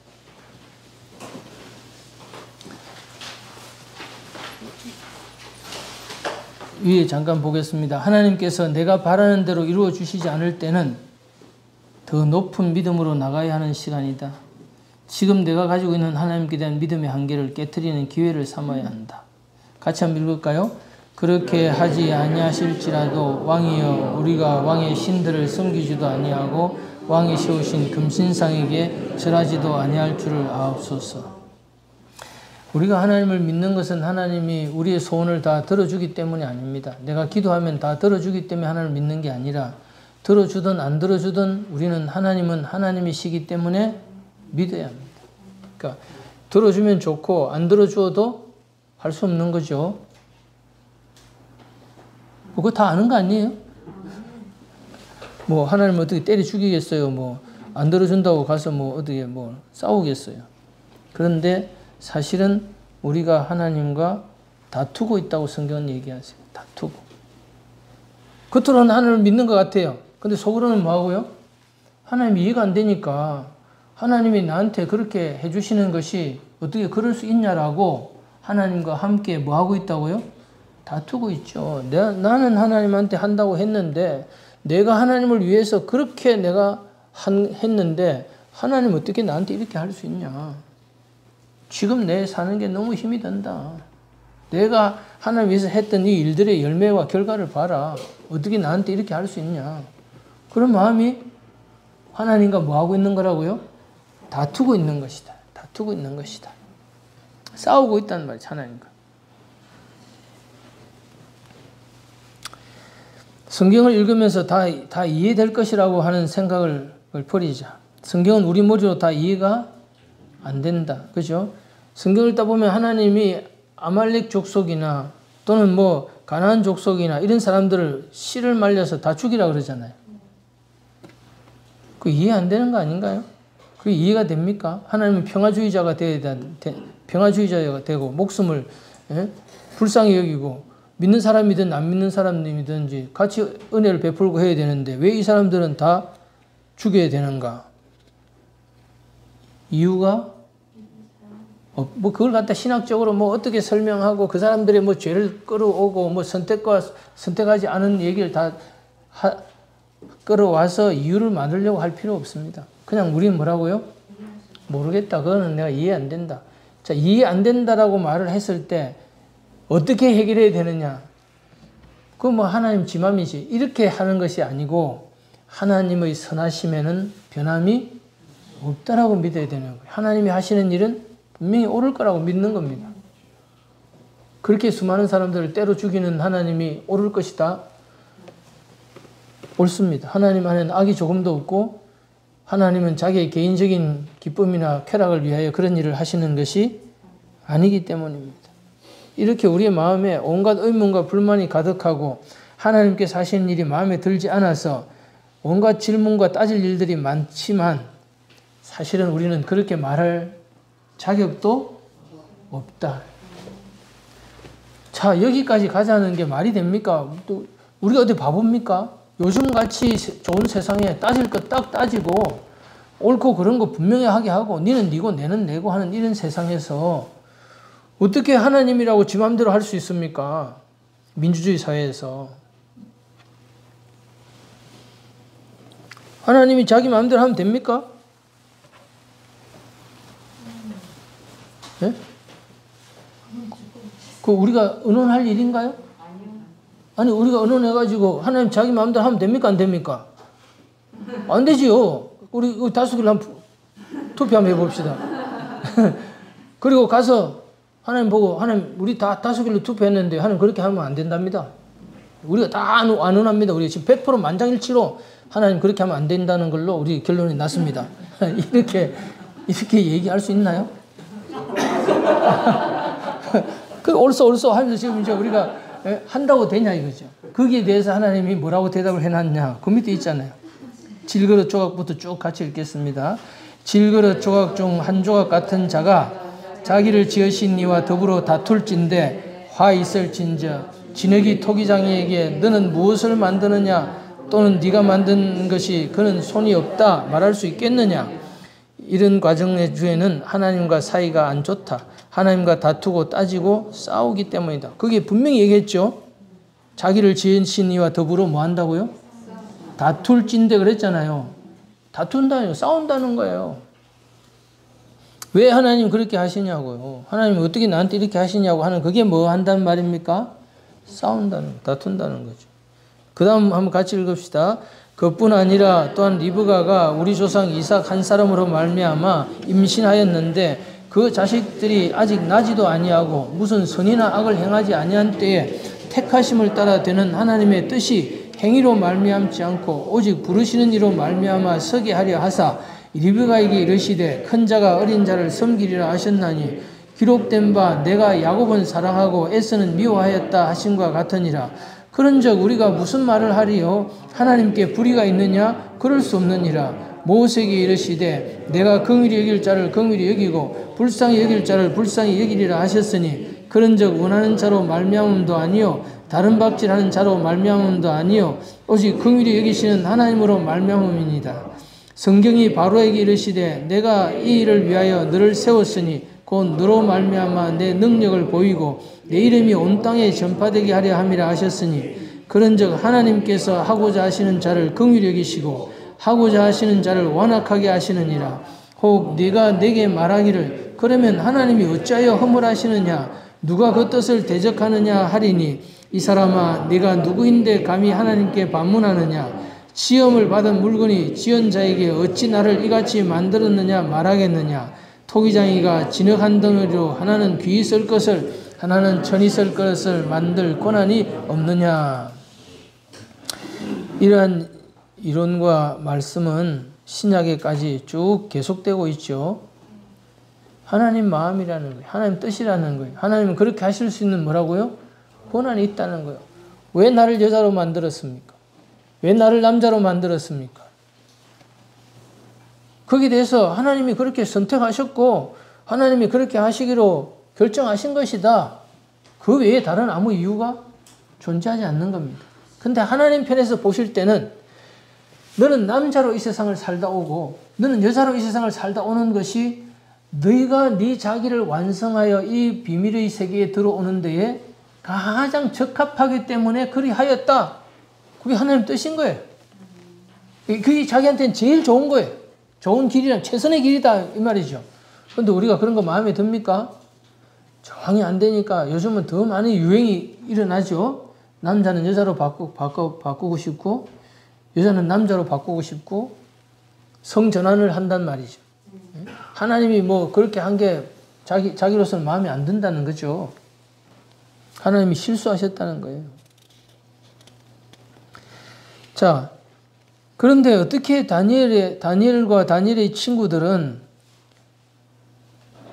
그렇게 아니하실지라도 나는 하나님을 배반하지 않고 하나님을 믿는 일에 조금도 변동이 없습니다. 이렇게 말을 할 수 있었을까라고 하는 겁니다. 그것은 그냥 만들어진 게 아니라 하나님과 그동안 오랫동안 살아오면서 하나님을 경험하여 아는 지식들이 쌓여진 결과에서 나오는 태도와 신앙 고백이라는 거예요. 근데 우리는 그걸 갖다가 그냥 끌어와가지고 그리 아니하실지라도 뭐 찬양도 하고 뭐 내 거로 만들어 써보기도 하는데 내 안에 그 하나님을 알아가는 그 하나님의 선하심에 대한 지식이 쌓여져 있지 않은데 그걸 그 위에 올린다고 내 믿음이 되느냐 이 말이. 그러면 어떻게 해야 되겠습니까? 제가 제일 강조하는 게 뭐죠? 네? 어떻게? 자기만의 현실을 경험하는 거예요. 자기만의 현실을 경험하여 실제가 되는 거죠. 자기도 실제를 경험해가지고 그 속에서 그러한 신앙 고백이 나오도록 만들어져야 되는 겁니다.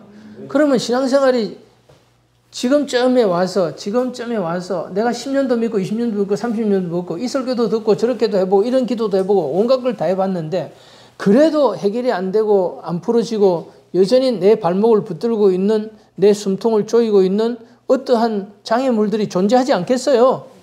그럼에도 불구하고 그것을 뛰어넘어서 내가 하나님을 사랑하고 하나님을 순종하고 하나님을 신뢰하여 갈 수가 있겠느냐라는 겁니다. 그렇게 할 수 있는 원동력, 힘이 어디서 나온다고 그랬습니까? 지금까지 내가 살아오면서 하나님이 나에게 호의로 선의로 대해주셨던 그 많은 감사거리들이 확인돼야 되겠죠.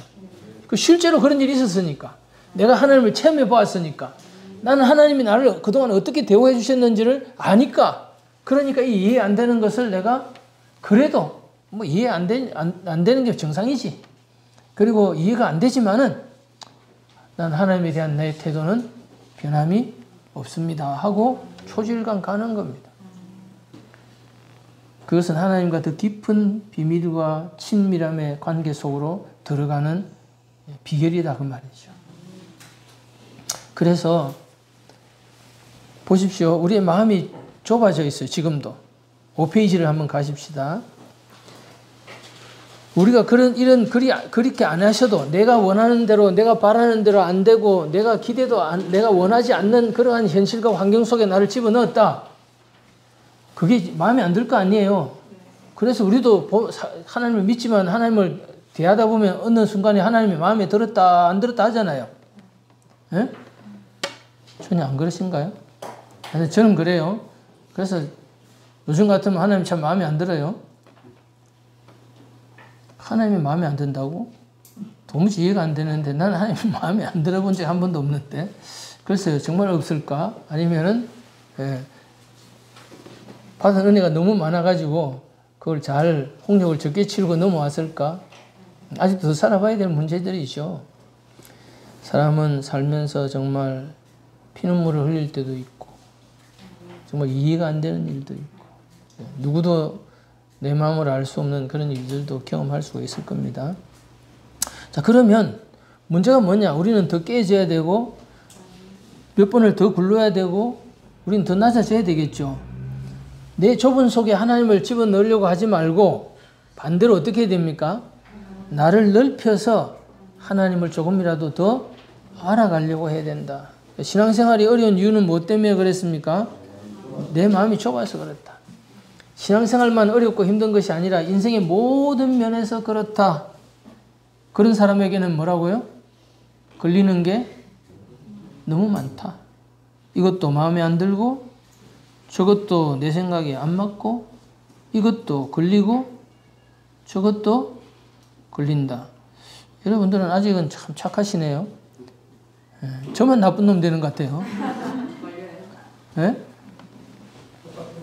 똑같아요? 그래서 이런 기도를 해놓고 하는 사람을 보면 이해가 돼야 됩니다. 도대체 왜 이런 기도를 하고 있을까, 이 사람이? 그죠? 저는 살아오면서 제 마음에 이 구절이 늘 마음에 있더라고요. 주께서 내 마음을 넓히시면 내가 주의 계명들의 길로 뭐라고요? 달려가리라. 너무 진보가 없는 거예요. 너무 발전이 없는 거예요. 왜 맨날 제자리에 머물러 있는 것 같고 좀 섰다 그러면 자빠지고 도대체 여기서 벗어나지를 못합니까? 내 마음이 뭐라고요? 좁다. 좁다는 말은 그저 단순한 좁다는 말이 아니라 길이 닦여져 있지 않다는 거죠. 너희는 대로를 예비하라. 그러니까 신장로를 예비하라. 그 말이죠. 그냥 큰 길을 넓고 평탄한 길을 닦아라. 그러면 하나님이 오시리라. 주님이 오실 길을 예비하라. 대비하라. 왜 그 길이 안 될까요? 뭐 온갖 잡동산이 아니면 돌, 뭐 아니면 구렁텅이 뭐 이런 것들이 길이 있으니까 순탄하지가 않는 거예요. 그 길이 쉽게 전진이 안 되는 거죠. 주님이 제 마음을 넓혀주시면 제가 그때 달려갈 수 있겠습니다. 지금까지 살면서 이해 안 되던 것들이 이해되기 시작하고, 그죠? 내가 용서 안 되던 것이 용서가 되고, 정말 지금 이 세상은요, 앞으로 가면 갈수록 더 쪼개지고, 더 극렬하게 싸울 것이고, 지금 식량 문제는 우크라이나 같은 데가 세계에서 뭐 3분의 1의 식량을 미를 공급하는 데인데, 지금 다 전쟁으로 다 나자빠졌기 때문에, 이제 앞으로 올 식량 위기라는 건 심각해지겠죠? 물가가 어디까지 올라갈지 누구도 예측할 수도 없죠. 이 물가가 과연 잡힐 것인가? 지금은 아직 시작도 안 한 겁니다. 우리나라는 아직 제대로 아직 뭐 물가가 뛴다고요? 물가가 오르고 있나요? 기름값이 좀 올랐나요? 아직 우리는 아무것도 못 느끼고 있습니다. 근데 진짜 지금 심각한 위기로 가고 있죠.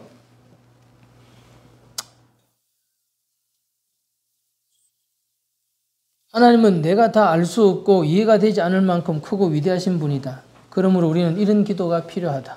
같이 한번 기도 드려볼까요? 제가 하나님을 이해하지 못하고 하나님께서 하시는 일을 이해할 수가 없을 때 그것 때문에 좌절하거나 화를 내며 하나님을 욕하고 하나님의 뜻에 반항하지 않도록 도와주시고 붙잡아 주시옵소서. 저의 이해의 기준 안에서 하나님을 대하는 연약함을 도와주시옵소서.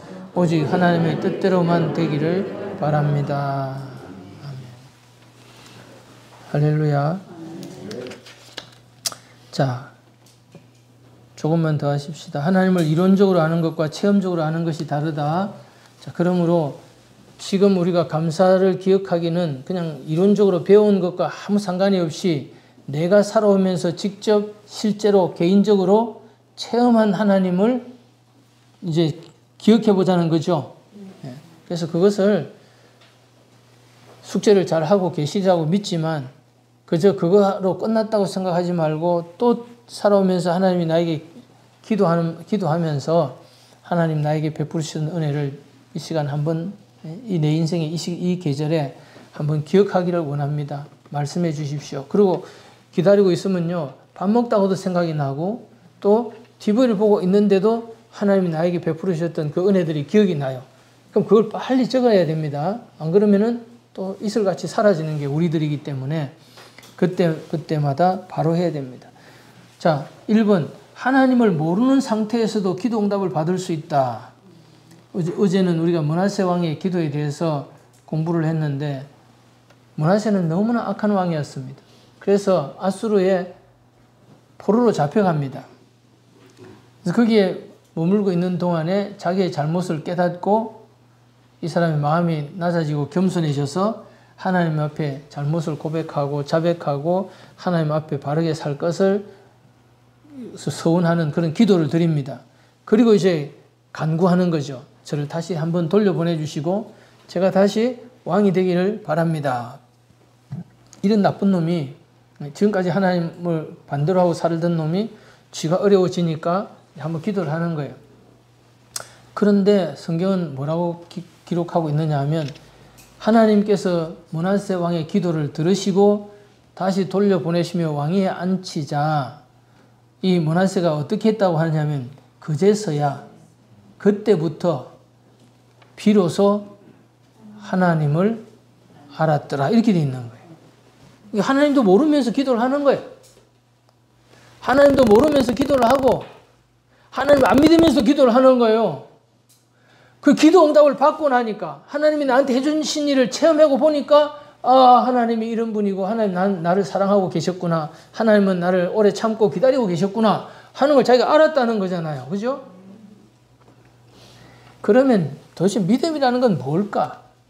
우리는 믿음이 없으니 기도하면 응답을 안 받는다. 믿음이 없으니까 안 되는 거다. 우리는 이렇게 생각을 하고 내가 믿음이 없구나 그러잖아요. 그죠? 그런데 자기 아들이 이 귀신 때문에 발작을 하고 넘어져서 발작을 하고 하는데 제자들이 와서도 못 고쳐주는 그러한 상황 속에서 예수님이 찾아오셔가지고 만나주셨을 때 이 아들의 아버지가 뭐라고 얘기합니까? 할 수만 있다면, 뭘 하실 수만 있다면 좀 해달라 이렇게 하니까 예수님이 뭐라고 합니까? 할 수 있거니 무슨 말이냐? 믿는 자에게는 능치 못함이 없다. 불가능이 없다. 이렇게 얘기를 하시거든요. 이 아들을 둔 아버지가 뭐라고 말합니까? 내가 믿습니다. 내가 믿음 없음을 도와주십시오. 그러니까 이 아버지가 예수님이 보실 때는 이 아버지가 믿음을 갖고 왔습니까? 믿음이 없이 왔죠. 그래서 믿음 없는 말을 하고 있어요. 믿음 없는 말을 하고 있어요. 그런데 예수님이 그것을 바로 잡아 주시니까 그 사람의 믿음이 나타나고 그 아들이 치료를 받죠. 그런데 사실 아주 겨자씨와 같은 믿음이 그 속에 비밀이 겨자씨와 같은 믿음은 이런 것이구나 하는 비밀을 우리가 발견하게 됩니다.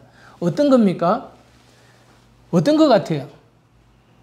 이 아버지는 사실은 겨자씨 같은 믿음이 있었구나라는 걸 우리가 어떻게 알 수 있습니까? 예수님을 찾아왔다는 사실이 있는 겁니다. 예수님을 찾아왔다는 사실. 므낫세가 믿음이 없는 사람이지만 이 겨자씨 믿음이라는 믿음은 있다는 거예요. 내 쪽에서 무엇을 알고 적극적으로 내가 적극적인 수동적이 아니고 적극적으로 내가 하나님 믿습니다. 이렇게 해주실 걸 나는 믿습니다. 이와 같은 이유 때문에 그렇게 말하는 내 믿음은 없었지만은 하나님 편에서 그 사람에게 심어준 믿음이 씨앗이 있는 거예요. 그걸 겨자씨 믿음이라는 겁니다. 그건 뭐냐? 하나님의 은혜예요. 은혜.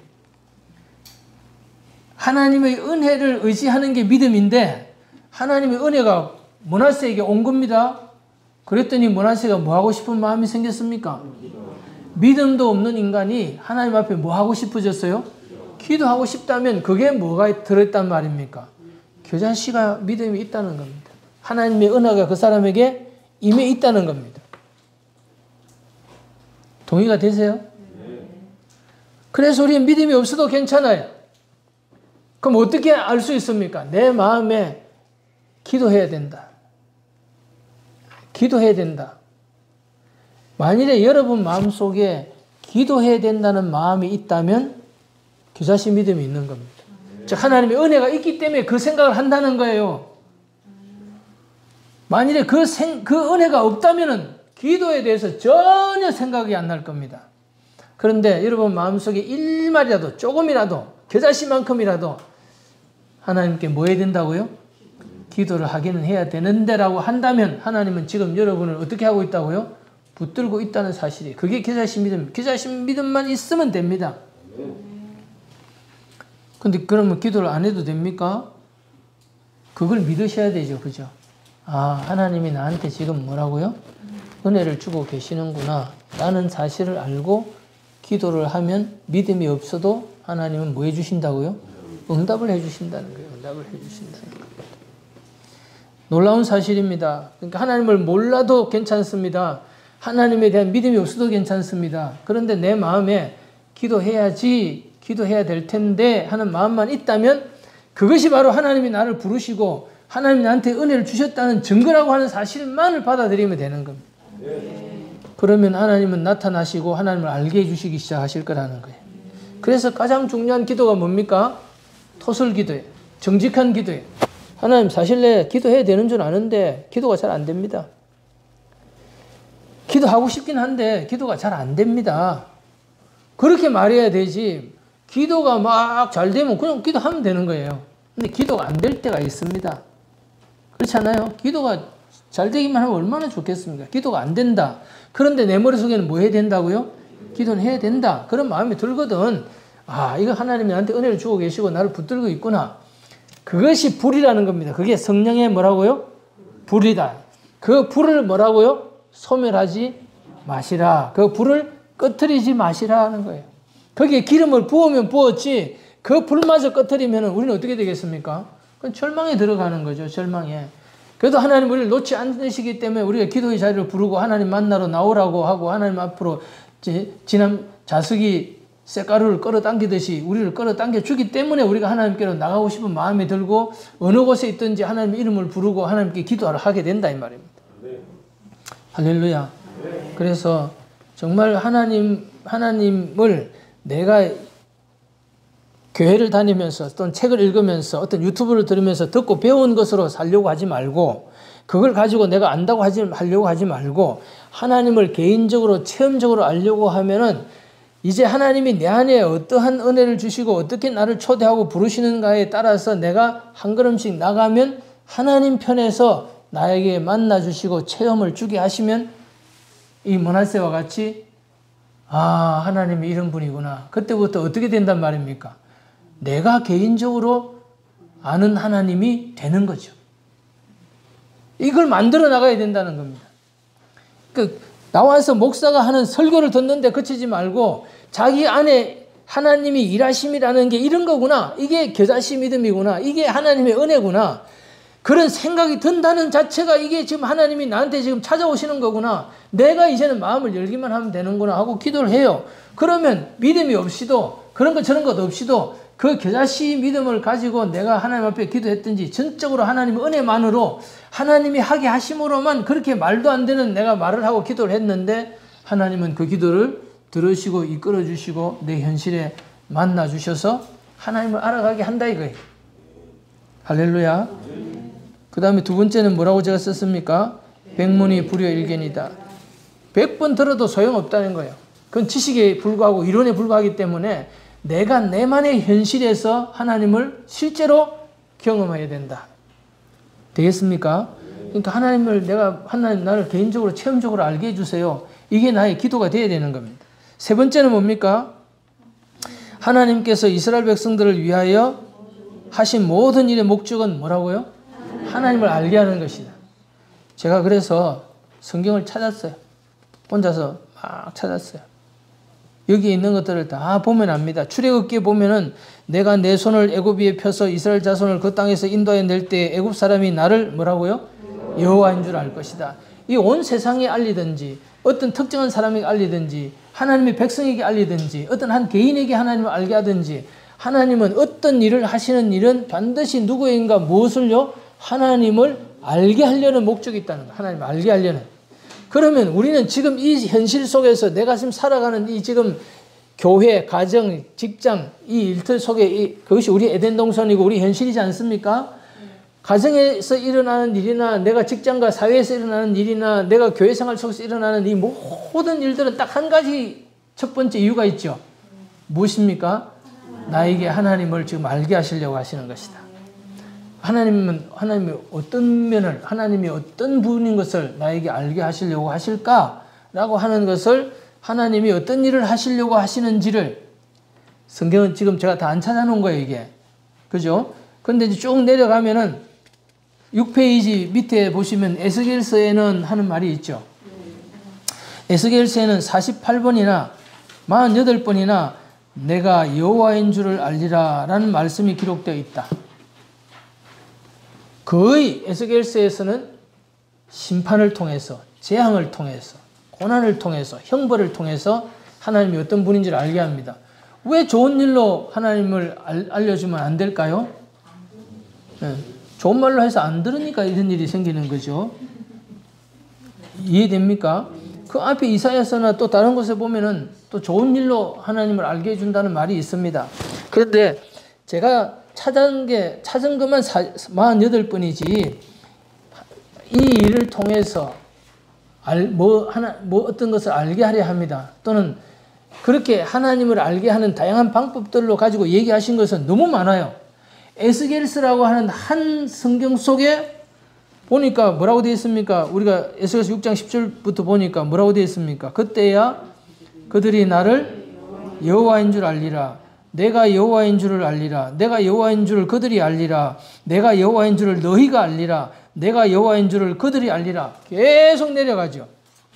그러니까 에스겔서에서 일어난 모든 하나님의 말씀과 하나님의 일하심들은 딱 한 가지 목적이에요. 너희는 지금 나를 뭐라고요?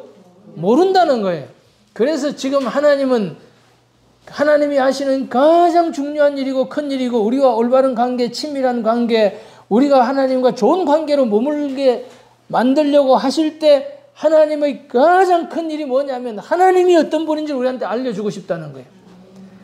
내가 알고 싶다는 건 두 번째고 하나님 자신이 우리한테 하나님을 알게 해주고 싶다는 거예요. 그저 이 모든 일들이 그냥 꽃이 피고 비가 오고 해가 뜨고 뭐 숨을 쉬고 밥을 먹고 살아가는 이 전부 속에 하나님은 딱 한 가지가 있는 거예요. 뭐라고요? 하나님이 어떤 분인지를 알게 해주고 싶은 겁니다. 공중의 새를 봐라.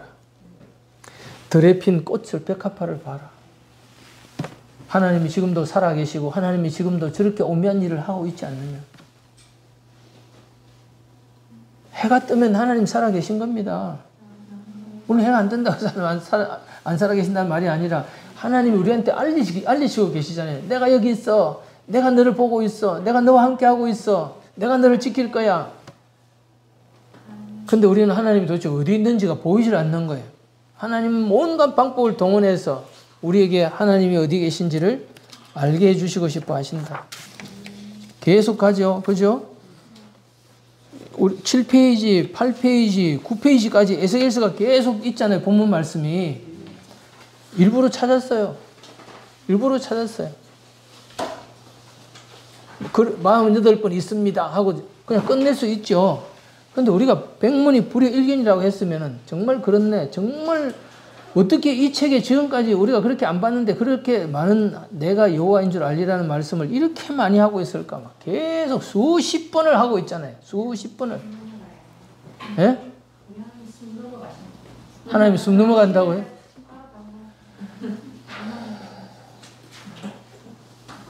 그렇죠. 숨 넘어가죠. 그 다음에 호세아서도 얘기를 하죠. 9페이지에 호세아서 2장 20절에 맨 마지막에 보시면 뭐라고 되어 있습니까? 진실함으로 내게 장가들리니 내가 여호와를 알리라 그랬습니다. 자, 3번 내가 살아오면서 이미 경험한 하나님을 기억하자. 이 세상을 살면서 체험한 아름다운 추억이 가장 소중한 재산이다. 인생은 아름다운 추억을 만드는 과정이다. 하나님의 은혜와 축복을 경험한 추억을 통하여 하나님과 나와의 관계에 든든한 기초를 쌓아야 한다. 하나님께 대한 감사의 추억을 통하여 하나님의 임재 안에 들어가고 하나님과 교통을 나누어야 한다. 이해 안 되는 하나님을 알아가는 힘은 이미 경험하여 알고 있는 하나님께 대한 확신에서 나온다. 제가 하나님께 받은 결론입니다. 자, 이번 주도 돌아가셔서 감사 기억하기 1번부터 7번까지 그죠? 7가지 드렸잖아요? 8가지 드렸어요? 그 8가지를 다시 돌이켜보고 계속 써서 모아가세요. 계속 모아야 됩니다. 할 일이 정말 한 번쯤 인생을 그렇게 하나님의 은혜의 관점에서 돌아볼 필요가 있을 것 같아요. 그리고 그것을 정말 짜서 모아가지고 그 힘을 가지고 그죠? 그것이 힘이 되어서 지금 이해 안 되고 있는 정말 하나님이 내 마음에 안 드는 이러한 상황 속에서 내가 하나님을 향한 믿음을 가지고 돌파해 나갈 수 있는 저와 여러분 되시길 주의 이름으로 축복합니다.